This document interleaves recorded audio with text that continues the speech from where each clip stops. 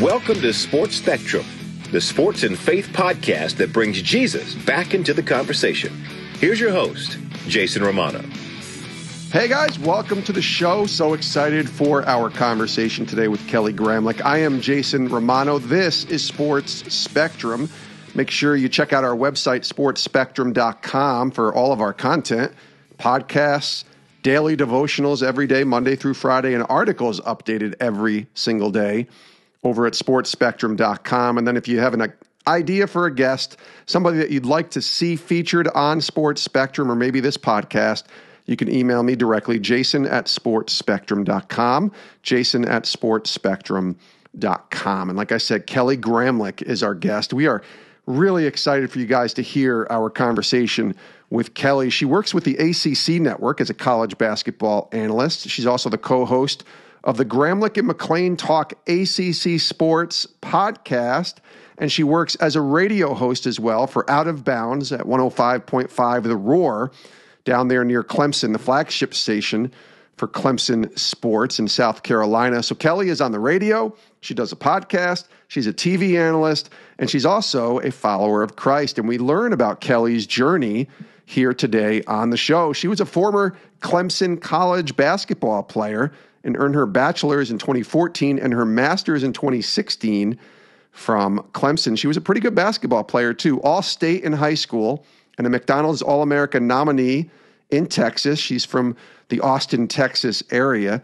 And during her time at Clemson, she holds multiple Clemson program records, including single game records for most three-pointers made, and was a three-time member of the ACC All-Academic Team. Kelly Gramlich just recently married as well, and she's got a lot of really good nuggets here. And hopefully you got a pen and paper, because I asked her for her advice for high school students, particularly kids that are my daughter's age, about 16 or so, as they enter into college, being a Christian and acclimating themselves into the world that now comes at you with so many different temptations. And Kelly has some great advice for teens as well. So can't wait for you to hear that conversation. First, I want to say thanks to our partners and sponsors today. Convoy of Hope, our newest partner and sponsor here at Sports Spectrum. They're a faith-based nonprofit organization with a driving passion to feed the world through children's feeding initiatives, community outreaches, and disaster response. You've probably heard of Convoy of Hope, and right now in the United States and throughout the world, countless families are living on the fringe or have fallen into the depths of poverty and suffering. Convoy Hope is doing something about it, fighting hunger, poverty, and suffering in the U.S. and throughout the world. You can learn more and be a part of the great work Convoy of Hope is doing by visiting at their website, convoynation.com, convoynation.com. We're also thankful to our partners, Ronald Blue Trust, offering comprehensive financial services and objective advice to over 9,500 clients across the wealth spectrum in all 50 states, and applying biblical wisdom and technical expertise to help their clients make wise financial decisions and experience clarity and confidence, and of course, leave a lasting legacy. You can learn more and check out Ronald Blue Trust at their website, ronblue.com, Ronald Blue Trust, ronblue.com. All right, let's get to our conversation with Kelly Gramlich from the ACC Network, from 105.5 The Roar, and co-host of the Gramlich and McLean Talk ACC Sports podcast. Kelly Gramlich joining us here today on Sports Spectrum. Take a listen.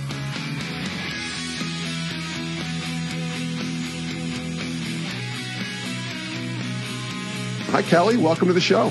Hi, Jason. I've been following your journey in this podcast for a while, so I am so honored. I really mean that. So honored to be on the show. Well, that's awesome. Thank you for saying that. We're glad to have you. I've been following you on Twitter a little bit and certainly watching your analysis of college basketball. And I think a great place to start might be even the fact that we have been able to make it through, as we record this, a college basketball season that many thought, including myself, if I'm being quite honest, might not happen. Did you have that concern that there might not be a season when you think back to maybe September, October, when they were first starting this up? Of course. Yes. I think we all did. And if you didn't, you are maybe lying, I would think, if you were super confident. Now, Once football started, I did feel more confident because I was thinking, okay, if they're going to play football, they're probably going to play basketball when you look at how college sports work. So that gave me a little more confidence. But I mean, I remember we were on air on 105.5 The Roar when Clemson and Florida State, the men were supposed to play in the ACC men's tournament. And we're leading up to that game. We're going to throw it out to the broadcast. And suddenly the game was canceled. And so I almost think I blacked out during that. I don't really even know what we said. It was such a surreal moment to be talking about that live. And then the game is canceled. You're not sure about the NCAA tournament at that point. No one understood the scope of what we were about to be going through. So I'll never forget that moment. And then just the week before with ACC Network, we were in Greensboro. We did a full women's tournament. I remember Monica McNutt and Kelsey Riggs and I were boarding our planes from Connecticut to go down to Greensboro on that Friday. I think it was like March 7th. And in the back of my mind, I was thinking, should I be getting on this plane? I don't know. I mean, no one's wearing masks, right? I don't know how serious this is. The tournament was great. We had a great time, but that was truly the last real sporting event I was at. I was doing sideline for the championship. And I remember running into a sea of people to find Elisa Cunane, the star center for NC State. And you're just surrounded by people. And then a week later, we're all shut down. So it was a very surreal moment. And so I definitely had doubts. I tried to really give that part, as many of us were during quarantine, give all of our worries and fears up to God and just say, all right, whatever's going to happen is going to happen. But sure, as someone who, that is your livelihood, it definitely was a time of a little bit of anxiety, I think, for a lot of people in the sports world. Yeah, I remember that Sunday. So I guess that would be the 9th of March. Yeah. I was invited to speak in New Jersey at an Upward Basketball. Do you know Upward Basketball? I do. Oh, yeah. So I was invited to speak at an Upward Basketball clinic. I guess it was the post-season kind of celebration. They give the awards to the kids. And I remember asking them, are you sure that I'm going to be able to relate to 9-year-old kids with my story? But they were like, yeah, share your story. So it was great. But there were 300 kids in this gymnasium on the ground. And then there was probably another 100 parents behind them. And, nobody's wearing masks at that time, but there were a lot of hand sanitizers around the church. And they were like, just make sure you use hand sanitizer and don't shake hands with anybody.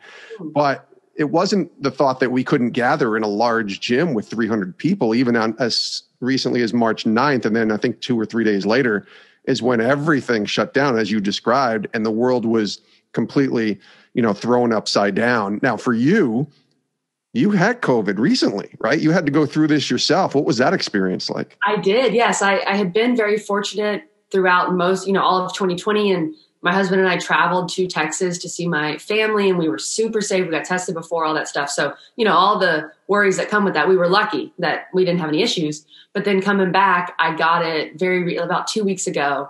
I believe just coming into the radio station, we kind of had a little mini outbreak here, which makes sense. I mean, we're trying to take every single precaution we can, but at some point, if someone gets it, someone else is probably going to get it. Everyone was fine. We were very lucky with that. Some had more symptoms than others. I basically felt sick for a week. I basically felt like I had the flu for a week. And I lost my taste, which for me was kind of the worst part. I never got a fever, which was very lucky. So I never really felt that sick. I just felt kind of down and out and had the chills and a little bit of a cough and a headache, which was kind of the first sign for me. But then after a week, about 8th or 9th day after I tested positive, I felt pretty darn good. And I feel great now. So I don't feel any sort of lasting effects at this point. Hopefully, knock on wood, we'll see. But I've been back to working out and everything too. So overall, definitely lucky compared to a lot of other people. There's no doubt. And I'm very proud to say that strand of COVID, I guess, died with me in that I gave it to no one. So that was definitely a positive. No, that's good. And it's you never want to make light on anything that's been going on in the last year for sure. But it's good to know that your story can help others and say, listen, I got it, but I'm okay. Obviously, not everybody else is going to be okay. But I think the majority of people are going to get through this. It's hard, man. This has been such a hard year, hasn't it? It has. And I actually was listening to one of your recent podcasts, and you talked about how 2020, I think your listenership was the highest it had been. Is that right? Yeah, it was. That's right.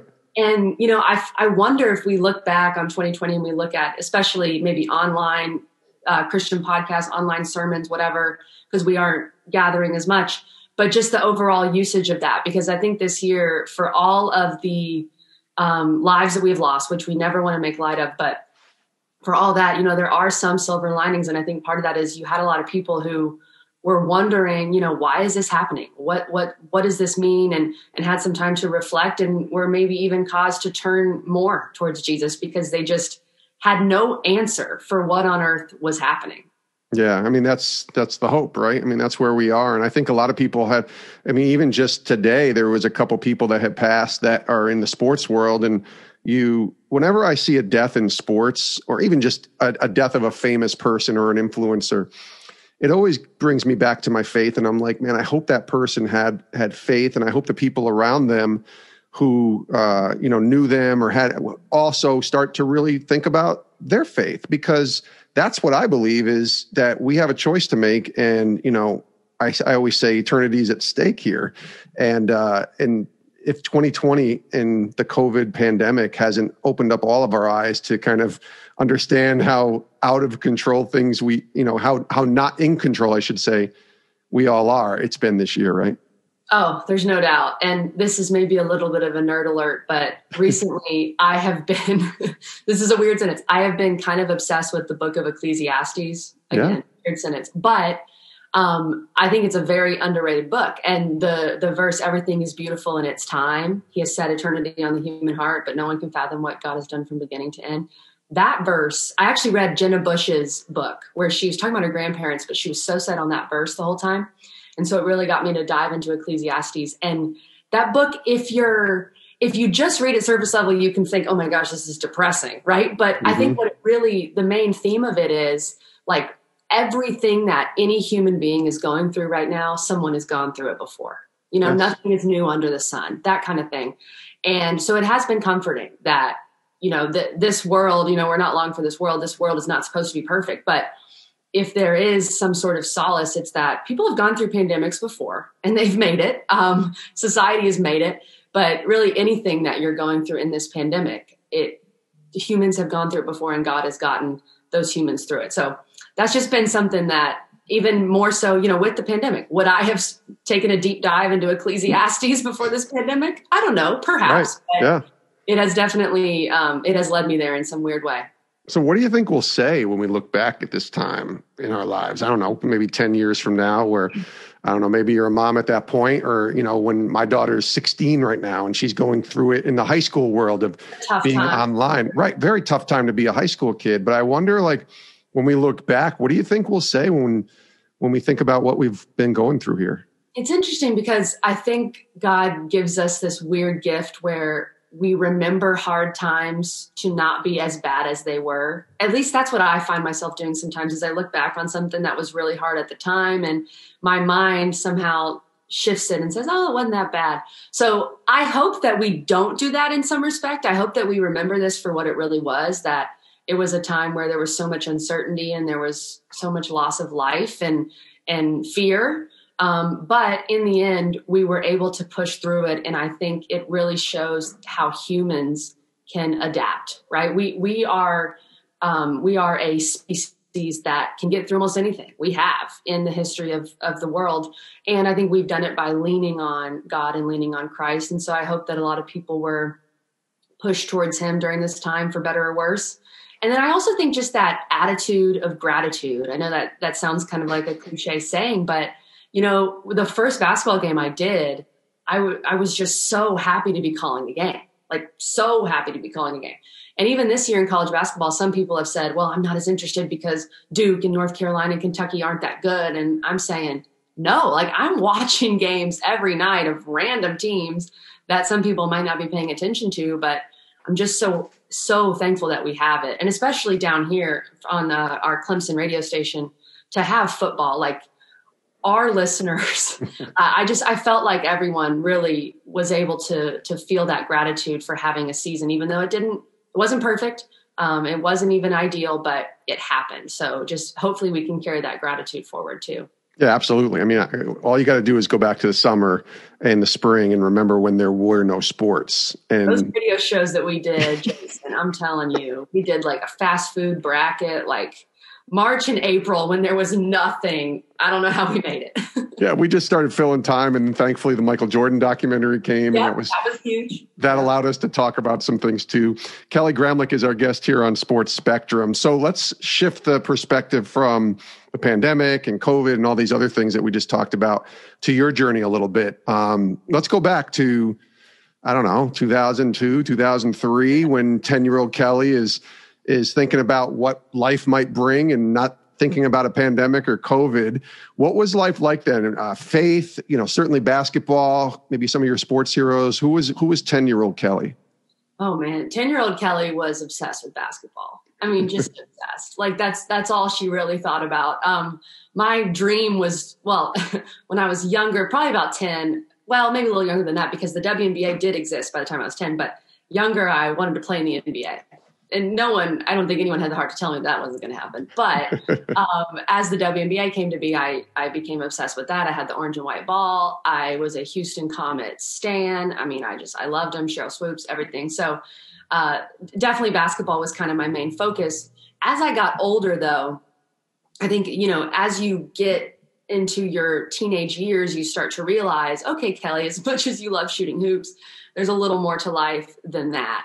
And to me, the first time that I really realized, okay, this person, not just they don't go to church, or not just that they go to church or whatever, but they are a Christian and I can see God's work in their life, was actually my grandfather. And to me, I mean, he was just different. He stood out to me. And what really stood out to me was and I'll even call it an obsession. I mean, his obsession with giving back. And he was constantly talking about taking care of underprivileged people, of poor people. He ran the food bank. He actually ran a huge food bank in the Austin area where I'm from. He was constantly, every Christmas he would have us go buy gifts, and then we would actually go to these people's houses and present them with the Christmas gifts. And he was just constantly talking about that kind of stuff. And to me, that was a little unique. That's not something you hear every day, just constantly talking about the underprivileged. And so I started to realize that where that came from for my grandfather was Jesus. I mean, that there's no other explanation for that. And he was born, I believe he was born Baptist actually in Texas, but he converted to Catholicism when he married my grandmother. So he has been going to mass daily for the last, I don't know how many years. So that's what really stood out to me. And that's what caused me to dive into my own faith. And I think it's kind of ironic that I saw it first in my grandfather, but we all know the saying that God doesn't have any grandchildren. And so you have to create your own relationship and establish your own relationship with God. And that really started to hit me around 15 or 16. And I had some great friends who encouraged me to go with them to different churches around Austin Stone, which you may have heard of. Started going to that and just really discovering my own, really starting to understand what being a Christian was, that it was your own relationship and it was a relationship. And that's something I truly did not understand in my younger years. And then I remember specifically an FCA, started getting involved with FCA in high school, and an FCA where after we played dodgeball or whatever, a speaker came in and gave his testimony and then asked people to respond. And that was the first time that I ever responded to a call, to give your life to Christ. And it's not like for me that it was just boom, some people have those stories and that's amazing. For me, it wasn't just, oh my gosh, it's all different, but I could slowly and gradually feel the change in my heart and who I was hanging out with and just my priorities and getting into my Bible and watching sermons and just that sanctification process that I've felt from really when I was 17 on. And then coming out to Clemson, I took a big leap of faith. I don't think I realized how big a leap of faith that was. I had no idea as a 17-year-old how far 1,000 miles was, and how far away I was going. Yeah. But in the end, it was the best thing that happened to me for so many reasons. People I've met at Clemson and the career path it's got me on, but it really forced me to rely on God so much because I didn't have any family around me and I couldn't just go home on the weekends. And I made such a great group of friends. I still see God's work in that so much. Great group of friends, all Christians pretty much. And we got involved with a church and small group and that kind of influence that I just don't know if I would have had elsewhere. So I can just see God's hands all over that journey of my life. And over the last 10 years, I've grown a lot. I've learned a lot. I've messed up, all those types of things. But I have had that identity first and foremost, which is so important, especially for young athletes, I think, because you can get so caught up. There were times in my freshman year, sophomore year on the basketball team where, I'm not making shots, I'm not playing, I'm frustrated, whatever. Or I have really high moments and I hit 8 threes in a game and it's super exciting. But you just, the fact that my identity wasn't in basketball was just so important looking back. I don't think I really realized it then, but looking back, I definitely realize it. A quick break to tell you about our new partners and sponsors today, Convoy of Hope, a faith-based nonprofit organization with a driving passion to feed the world through children's feeding initiatives, community outreaches, and disaster responses. And right now in the U.S. and throughout the world, countless families are living on the fringe or have fallen into the depths of poverty and suffering.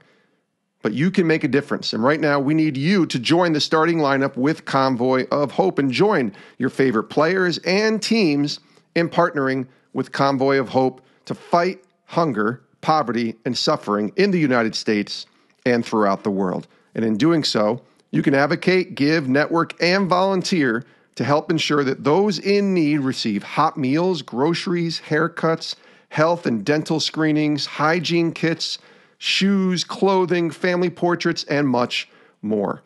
You can learn more right now and be a part of the great work Convoy of Hope is doing by visiting them at their website, convoynation.com. You can donate, you can pray, and be a part of all that Convoy of Hope is doing by, again, checking out that website, convoynation.com, CONVOY nation.com.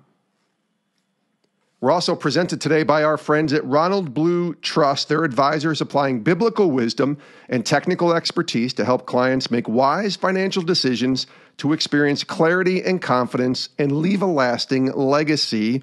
We all have questions about our finances. Where do we go? What do we invest in? How much do we spend? How much do we save? Ronald Blue Trust has all of those answers. They offer comprehensive financial services and objective advice to over 9,500 clients across the wealth spectrum in all 50 states. You can reach them at ronblue.com. That's their website, ronblue.com. Tell them Sports Spectrum sent you. Ronald Blue Trust. You can trust them. We trust them. Check them out. Biblical Principles, Wealth Management Strategies, ronblue.com. So this question might be just for me, and I'm hoping that people are listening have a teenage daughter like myself, but maybe this is just for me, Kelly. So I'm asking you this as a dad, and let's pretend my 16-year-old is right beside me, and you're talking to her, and she is a follower of Christ, and she's getting ready to go to college. Mm-hmm. And I know that college life from my experience, even though it was 25 years ago or whatever, it's a hard one because the world comes at you and you get freedom and you get all these opportunities to do and say and go wherever you want. What advice would you give to a 16-year-old, in this case, 16-year-old Sarah Romano? She hopefully isn't listening to this in the other room right now. But what advice would you give to a high school student, it could be a female or a male, who's getting ready to go to college and is a Christian, but wants to experience life, but also staying true to who they are? Right. It's a tough balance. There's no doubt. I would say first and foremost, don't put too much pressure on yourself. I think when we look at college or even high school, and now I have this perspective 10 years later, but we think, oh my gosh, everything is so important and it's so serious in every moment in high school and college. And it's kind of unfortunate, but you don't have that perspective until you're out of it. But I think first and foremost is to do whatever you can to find a community that is going to encourage you and support you in your faith, whether that is joining the variety of different groups that I'm sure every college has on campus, FCA and things like that, making sure that you are watching sermons online, especially in this COVID time, or finding a church that you can go to. And, we might not want to admit this as humans, but in the end, we are going to be influenced by the people that we surround ourselves with. I mean, that's just the bottom line. Even if you think you're not going to be, you are. Yeah. And so that's something that I think is just so important, is finding that community, surrounding yourself with friends who are walking the same walk that you are. I cannot understate how important that was to me. And these are my friends to this day. And to see the journeys and how we all have grown in the last 10 years is pretty remarkable. So that's my advice. No, that's really good advice. And I'm going to clip that off and put this on YouTube and probably, send it directly to my daughter. Hopefully some other dads are listening to as well in this journey, Kelly Graham. Like, this is a really great conversation. I want to ask you about just difficult times, and you can go wherever you want with this answer. But for all of us, I think our faith is shaped when we go through, you kind of alluded to it with COVID, when we go through really hard times in our journey. Is there a time, maybe it was in basketball or outside of that you can share, where God brought you through a difficult season in your life? Well, no doubt. I have overall, sometimes I talk to God and I'm like, you haven't made my life hard enough. I sometimes say that sometimes because I haven't really lost anyone that's close to me, knock on wood. I've had great parents and all that. But, there's a few that come to mind. One very recently, and this might sound a little trivial to some, but I had this big wedding planned this August, or last August was supposed to be. And COVID hit and it just kind of threw everything in. And I know, Jason, you're a man, so you might not quite understand what us women put into weddings, but I understand. Trust me. You've had one, so I was never that girl that was like obsessed, but I was really looking forward to it. And I had, we had all the vendors booked and had all of it set up, and my family was looking forward to it so much. And then boom, COVID, and we just didn't think it was safe to go ahead with the big wedding. So we actually moved it. We're going to do the big wedding this July.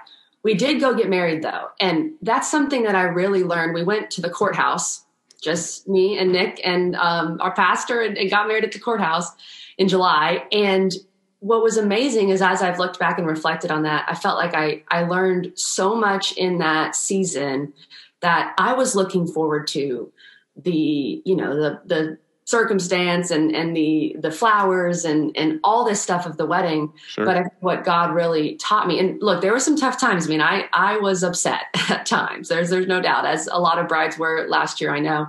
And just to be clear, I know that a lot of people had a lot worse trials during COVID. Okay. Just being of course. Yeah, of course. I think that God taught me something great through that. And, I was focused on a lot of that stuff, but when it was taken away, it became very clear to me what was important. It was that I was going to get to marry someone I loved, and that we were going to walk this life together with Christ. And that is just, it really hit me one day that when you took all the frill out, that's what really mattered. And maybe some brides don't really have that realization until later because they get to do the big wedding, but that was really great for me. And my aunt, who's been one of my mentors as well, just in being a Christian, she said, sometimes God makes us wait for things and we don't know why.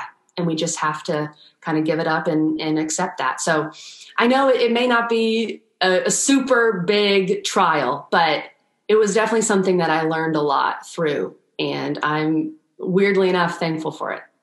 Yeah. Listen, everybody's got the trials. Some are really deep and dark and really, really, things that you and I could never relate to. And others are like yours. You want to have that perfect day when you get married. You dream about walking down the aisle with the big dress. And you're like, yes, Kelly, I get it. No, but I get, I've been married 21 plus years, but I still think of 1999 when my wife and I got married, and that was her day. And I tell people that let's make sure that day is special for my wife. So I get what you're talking about. And we were able to go through with that. But there are a lot of people. We had somebody in our small group at church that was supposed to get married in, I think it was in June. They pushed it to July. They pushed it to August. And finally, they were just like, we're going to do what you did, Kelly. Like, we're just going to get married and then we'll have the big party down the road.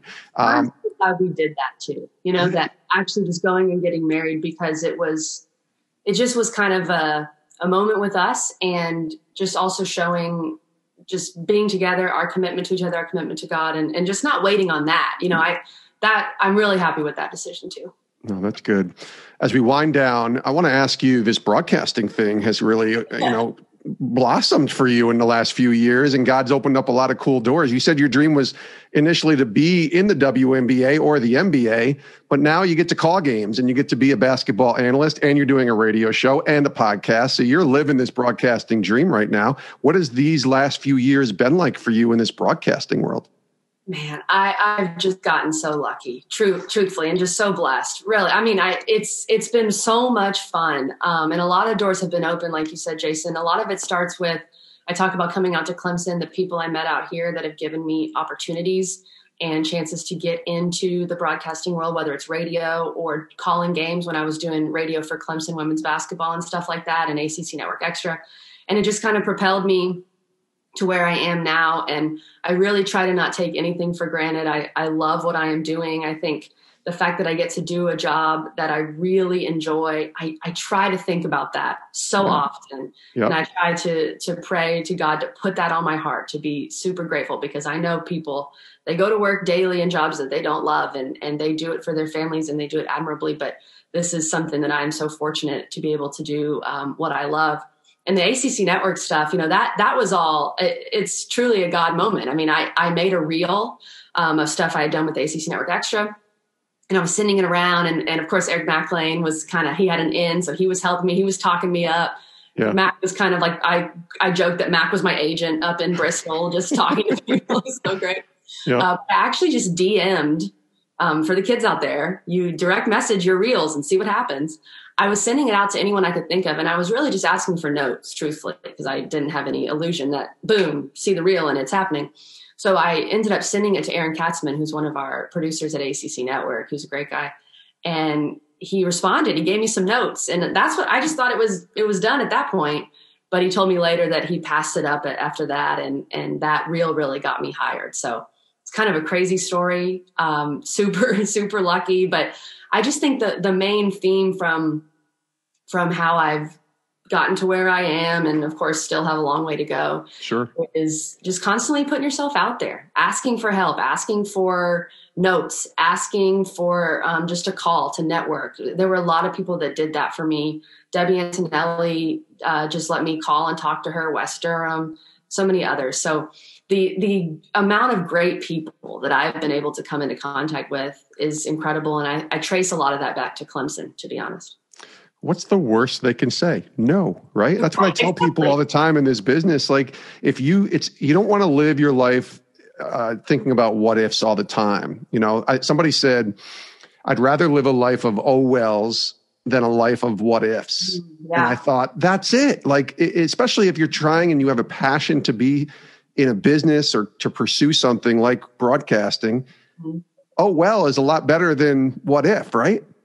Without a doubt. And something too that has been, I don't know if COVID has really put this, kind of brought this to the forefront the past couple of years or so, but with all my career has moved pretty quickly. And again, it's just kind of crazy how it's happened, but I have this wristband. I don't know if you can see it. Yeah. It's kind of a popular thing that's become popular. It's just a G greater than high and low, and God is greater than the highs and lows. And for me, for some, it's like, okay, God is greater than this low, which of course we've all been through. But for me, a little bit recently, it's been God is greater than this high. God is greater than where he's brought me in just 27 years. Like he's even greater than that feeling you get when you called a great game, or that call you got from ACC Network saying you're hired or whatever. He is infinitely greater than that. And that has been a really humbling thing too, as well. All right. So you do a podcast, you do a radio show, and you do college basketball analyst work on television. Now, I've been a part of all three, and I know they're all uniquely different. A lot of people think a radio show and a podcast are the same. They're not. You have breaks and commercials and things that you got to hit in radio that are much different than what you and I are doing right now with a podcast. And then certainly in television, you got 30 to 45 seconds to make your point and get out. So it's hard.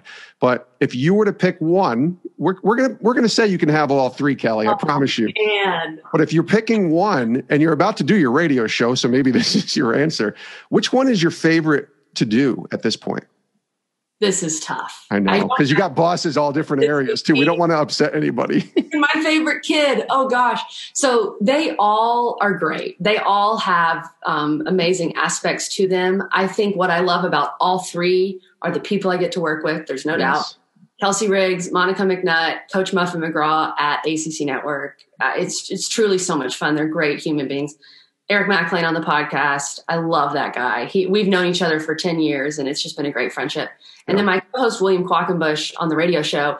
I think in the end, I do radio every day, and it just feels so normal and natural. And Quack is truly one of my best friends. He's also a follower of Christ. So it's been, again, surround yourself with people that can, help you on your journey. Yeah. He's been great. So I love all three. I've been doing that radio show for 5 years. It would be very weird to not come in and do the radio show every day. So I guess if I had to choose one, because it's all year round, of course, I'll go with that. How about that? No, that's a good answer. And I think, that's my first love is radio. When I was in college, I did a radio show. There were no podcasting when I was around. And then I got my first job in the radio business. My first job at ESPN was in radio. So I love radio and I get that part of it. And you're right. It's the people that you're surrounding yourself with too, which, by the way, we talked about. We'll have to get Mr. Quackenbush on the show at some point. Yeah. He is set aside about 2 hours for him. It would be an event. There's no doubt. It'll be an extended 3-part interview. How's that? Awesome. Kelly, this has been great. Thank you so much for joining us. Last question. You know where I'm going if you listen to this show. It's the lesson that the Lord has shown you right now. What is that? Because for all of us, we are taught different things from God every single day. Right now where you are, it's early 2021 here. What's the lesson God has shown you today? Everything is beautiful in its time. That is what has been with me for the past 5-6 months. And the beauty of that is, you're not in control of what's going on. So to embrace it, to have that attitude, to walk with God and to let the Holy Spirit lead you through whatever is happening. But that is what has really been on my heart recently, is that everything is beautiful in its time. And then especially as I was talking about Ecclesiastes, there's nothing new under the sun. There have been human beings that have been through all that's going on right now, and God has brought them through it to the other side. They've learned something. They've become better. So that is what God is teaching me right now. Nothing new under the sun. Isn't that the truth? It's hard for us because we feel like this is our only life that we live. And, this pandemic is brand new for all of us, but there's nothing new. It's happened before, and it's going to probably happen again, unfortunately. But Kelly, this has been great. Thank you so much for joining us. Great to connect with you. Great to meet you. And we'll get you back on. And all the best to you. Continued success. Thanks so much, Jason.